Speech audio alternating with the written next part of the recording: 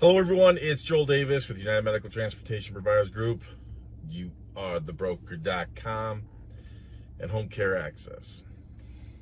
Well, it's been a million years since my last video. And I'm going to be exceptionally quick, at least to the best of my ability, in shooting this video out of necessity. I have so much stuff stacked up that can be used to break down, to just share phenomenal videos and content with you. Crazy stuff. But times are absolutely crazy right now. As of the shooting of this video, we have the hurricanes and flooding and all the debacle down North Carolina, which has been a gut punch for us in terms of my broker business, because we operate in large part in Carolina, and some of my contractors have been just jacked up because of everything that happened down there in North Carolina. And so here it is. A few months ago, we signed, we had a great contract we put together, which is doing great. It's doing phenomenal. It's not in the North Carolina area where we have contractors. So here's a classic example where you can always make money. We signed a contract with a management company who has upwards of just under 1,000 units under management, and we signed an agreement with them. So our contractors will do the clean outs and a lot of local express moves, things like that for them. So like I'll have my people post some videos, some pictures here that will show you. Here's why I say you can always make money. We have this awesome contract now. Do you think that this management company cares that my guys are using U-Haul box trucks for a lot of these express moves and haul offs and clean outs? Not at all. They could absolutely care less. It's just as long as you do the job, you do it well, and in accordance with our agreement. So that's why it's beautiful. Everyone thinks they got to invest in all these assets. No, you don't. You could actually rent U-Hauls and make money, man. It's crazy. You can always make money. But we took a nice little gut punch here in North Carolina. Yesterday, I ended up spending quite some time in the bank because I was wiring money to some of our guys who are seriously affected in North Carolina. And they literally have nothing at this point in time. As in, they literally just started to get their cell service back up. And here's what's awesome. They can't, I say awesome jokingly, but no jokes. They can't do anything with no power. So everyone wants this cashless society. This is what I talk about: cash flow. When you have no power, how do you transact? How do you transact when you can't process credit cards and everything else? So a lot of my contractors, they started to get some cell service back up on Sunday temporarily. Thankfully, we had that window of opportunity. We were able to communicate, and I was able to get some of their banking information and everything. Some of them, we had some problems trying to wire them money yesterday, and couldn't get them because cell service is back down again. So it's just been calamity. So that is a unique situation. Obviously, this is, doesn't happen to your businesses. At least it shouldn't happen to your businesses all that often. So as unfortunate as those situations are, we have to muddle through them, and it'll be interesting to see how much our business, our P&L, will be affected, because I suspect it's going to take a nice little gut punch for sure. But it's not just about my P&L, it's about the lives of my people who've been, some of them have been with us for quite some time, and they're phenomenal, and now their lives are upended. So it's crazy, absolutely crazy. And even if they do have a lot of money in savings, if you can't get your cash, if you can't transact, what good is it? What good is all the credit cards if you can't process a credit card to buy bread, buy water? It's crazy. It's insane. But anyways, you can always make money as long as the marketplace is there, and it's not. literally flooded out like it is there in North Carolina. It's crazy. Some of the pictures that they were able to send me are just unbelievable. I want to talk quickly about non-emergency medical transportation, because in trying to get caught up on some things, here's what I want you to keep in mind. And I'm going to try to be as brief as I possibly can out of necessity. Got a million and one things to get done ASAP. But in trying to catch up with so many of you, especially some of you newbies who I'm just starting to work with, keep this in mind. Are you in a high demand business? Yes, absolutely. So I'm going to break this down to you to the best of my ability, so a lot of you can understand and give you a heightened sense of perspective of the inner workings and dynamics between different things. Is there demand for non-emergency medical transportation? Absolutely, and it's only growing. We all know that. It's obvious. Can you make money? Yeah, sure can. What are some of the things that plague us? And why do so many of these little independent operators and small businesses go out of business? Think about the dynamic here. You have a quickly growing and escalating demand, and it's growing everywhere. Rural, urban, up, north, south, east, west, where, it doesn't matter where. Demand is growing everywhere. Problem is, you get these, especially with the brokers, when the brokers become involved and you become dependent on the brokers. And again, man, I got so much stuff I could break down and itemize to just truly illustrate and underscore the way they browbeat so many of you and how it adversely affects you. Demand is high. People need you. But the problem is, if they are not going to pay you enough to not just remain operational. We do not go into business to remain operational. We do not go into business to survive. We go into business to thrive. Now, does that mean you're not going to have the highs and lows? Of course you are, especially in the early stages. It's tough and you got a bootstrap and got all that. That's all understood. But you absolutely, unconditionally are in business to make money. The problem so many of you have is you do not know how to position yourself properly, and you most certainly do not know how to, quote unquote, play the game, push back forcefully with vengeance against these brokers. You don't understand how and where you have leverage.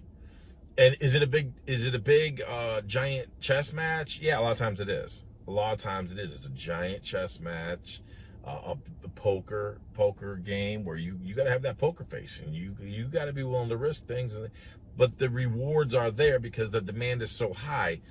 And especially, so what happens is, if you make your decisions that you are going to subjugate yourself to these, I use the word tyrannical, but it just seems so overplayed nowadays. But the way they browbeat so many of these transportation providers, and the agreements and the terms that so many people will just agree to, because they are willing to accept scraps, to me, it's absolutely breathtaking.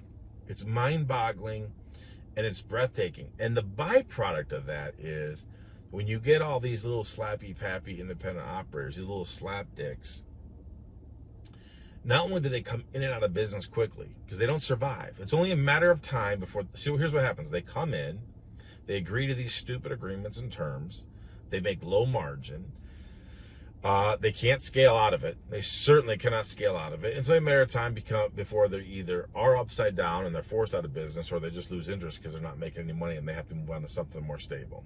Everyone has a unique situation, whatever. The problem is that high turnover leads to an inversion, even in something like the insurance industry. So now that, in its totality, further increases our insurance premiums. And couple all these things against the backdrops of the problems we're having right now. We have rampant inflation, okay? And if you think I'm wrong, I don't care what your politics are. Just tell me how it feels every time you go to the store. Tell me how it feels every time you go to the store and you go buy groceries. I mean, what used to cost, $200, now it's $400, whatever. whatever. We all get it. The price of gas, insurance going through, you name it, whatever. Pick the variable, interest rates, bond market, everything. I could write doctoral dissertations, waste of time, different topic, different day. But the reason I say this is because it's absolutely all the more critical that you properly position you and your business and you push back. And it's not just the brokers, it's facilities too. What do I always want you to do? Go after those direct pay service agreements. 100%, got to have them. Got to be the foundation of your business.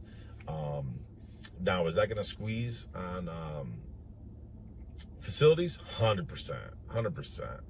But what is your alternative? Do you, the facility, do you want, if you want to, you got to be the best. And when I say you got to be the best, I'm not talking about you got to, have the biggest fleet. You have to have the most drivers. You have to be available 24/7. I'm not even saying that. You have to position yourself the best. A lot of these little slappy pappy independent operators, slapdicks, are coming in and out of business. Do you, the facility, the administrators, do you want to partner with that? If you want to make your decision based on price, understand you're exposing yourself to liability. Because when these people get stranded, they're stranded out there in the field waiting for 4 hours. If someone has an accident, tip over in a wheelchair, colostomy bag explodes, whatever. You want to deal with that fallout? You want to deal with that with the motivated ambulance chasing attorneys and family who are going to come out and sue you for this, and that. Get one claim, see how that's going to work out for you. See how much money you really saved on that. Again, I could write doctoral dissertations on this. But the problem that I continuously and habitually see is you, the transportation providers, are not demanding your true value and your worth. Now, someone has to pay for it. You're not working for free. Someone has to pay for it. Whether it's you, the facility, you, the broker, whoever, wherever, someone's paying for it. Because we are not in business to survive or make thin margins. We're in business to make money. And it's not, and I know there's some of you who watch this, it's been true from time till tomorrow, from Memorial. Some people will send us the stupid messages. You're just greedy. You're taking advantage of elderly people, blah, blah. Save it for someone who really cares. Trust me, I'm at such a point in time in my life, and because I'm a 21-year-old Olympic athlete, I've reached the pinnacle of my athletic prowess. I don't care. I don't care. So you could say whatever you want. If you don't make money, you don't make good money, say that we're all the great Satan, all we're doing is taking advantage of people, whatever you want. Don't care how you describe us, but at the end of the day, if you don't make real money, you ain't got a business. You ain't taking care of yourself. You ain't taking care of your employees. Good luck with that. And here's the other thing, man. I love this one so much, man. I love this one so much. When you leave this industry, this is why, again, I say it all the time now. I say it all the time. Back in the day, I felt a little guilty for 5 seconds, but that was a fleeting moment. I don't care about transportation. Boom. I don't care about home care. I don't even care about logistics. Why? Because no one cares about you. You sell your business or you go out of business. Do you think there's going to be an outpouring in the streets? No one cares. It's like the guy who works 50 years at IBM and retires, and when he does, they give him a clock. They give him a watch. Dude, for what? For what? Of what utility, man? Of what utility? You got to make your cash so you can stack your chips, take care of your family, build an inheritance for your children's children. Talk to my contractors down in Carolina who just got flooded out, who right now have nothing. Some of them, their house is still standing, but trees have fallen into them. Trees have collapsed on their trucks, so they have nothing right now. Can't even get into their house, because if they get into their house, if they start to remove the tree and it collapses on the front entrance, well, then how are they even going to get in and out of the house? So it's a safety hazard. Insurance won't pay anything if they're going back in there. The stories are endless, but you get the idea. So, man, it's just, you have got to, and I know there's a lot of the dingbats out there. Trust me, I know there's a lot of video content, battle the dingbats and all the other nonsense to get rich quick. Sign up with the broker, sign up with the brokers. Are you absolutely insane? Come on, man. Please, at the end of the day, if you're happy working with brokers or like, statistically, man, it has been proven out so true time and time again. You do something like out in California with Medi-Cal. I got some people now who are just so Medi-Caled up and they want to work with us, and they're complaining because at the end of the day, Medi-Cal averages 8% margin. 8% margin. If you're cool with that, go after it. Go all in. Go all in on your 8%. It wasn't too long ago, I was talking to a guy who was trying to purchase an existing business, and what are they all? They're doing all broker work, and and a lot of those brokers who are managing those managed care organizations, they're all what? Medi-Cal based, all chasing and fighting after your 8% margin. Man, go chase all that. Laughable. Let me start to pivot and transition a little bit to home care, because this is another question we constantly receive. There is a distinct difference in dealing with Medicaid brokers and NEMT versus any type of Medicaid waiver and home care. They are a completely different dynamic. The Medicaid brokers, man, they have just hamstrung, beguiled, fooled so many of you in the NEMT business completely.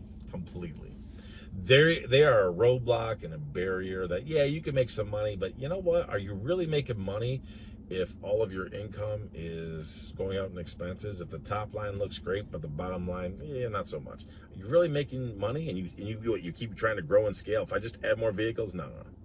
Like I've said for a million years, if I'm drowning in 10 feet of the water, I'm good. You don't need to give me 5 more feet of water. I'm good. Let me drown in 10.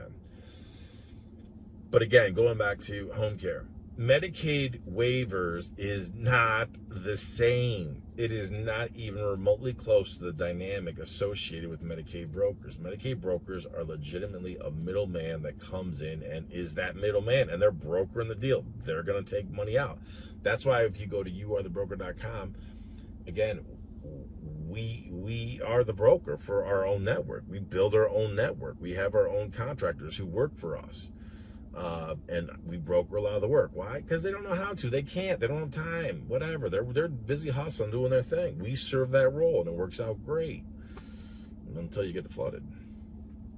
Anyway, but back with home care, you're gonna have your private pay work. You're gonna have your waiver work, which is phenomenal. VA has just gone through the roof. That's the biggest over the last 3-4 years. That's just been the dark horse that's just come through ever since the businessman, when he was in office, and he deregulated the VA, and it just started to just explode ever since then. And the rates of reimbursement have only gone up. Especially they've gone up because of what? Everyone's having a labor crisis. That's the biggest thing with home care.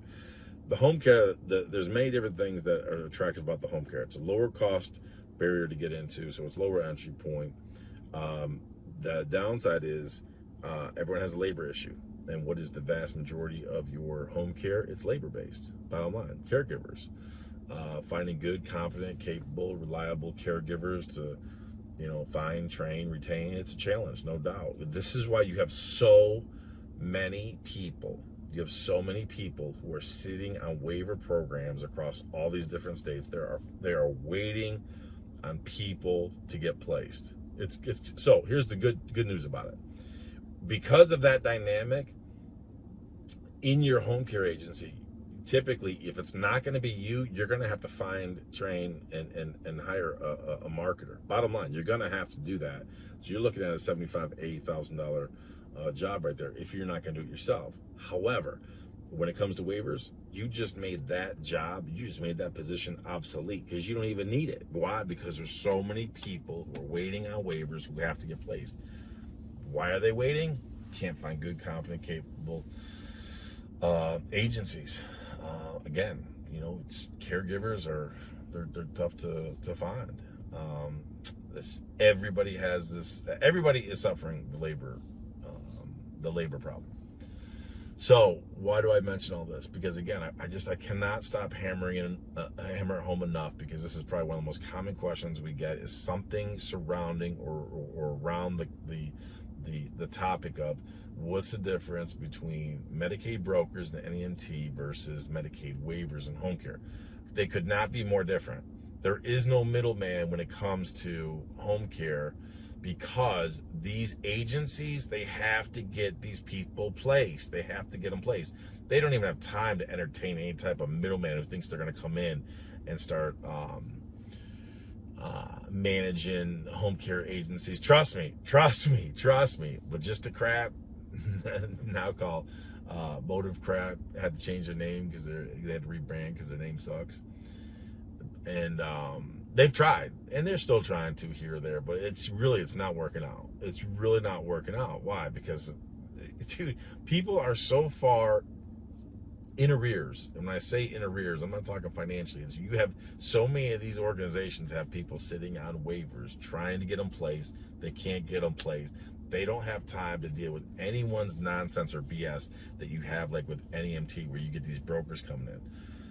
And again, when I get a little bit more time, I'll put some video together where I will go through some broker agreements that are going to have your jaw. Literally, I'm gonna have to lift your jaw up off the ground, because they tell you outright what they're doing.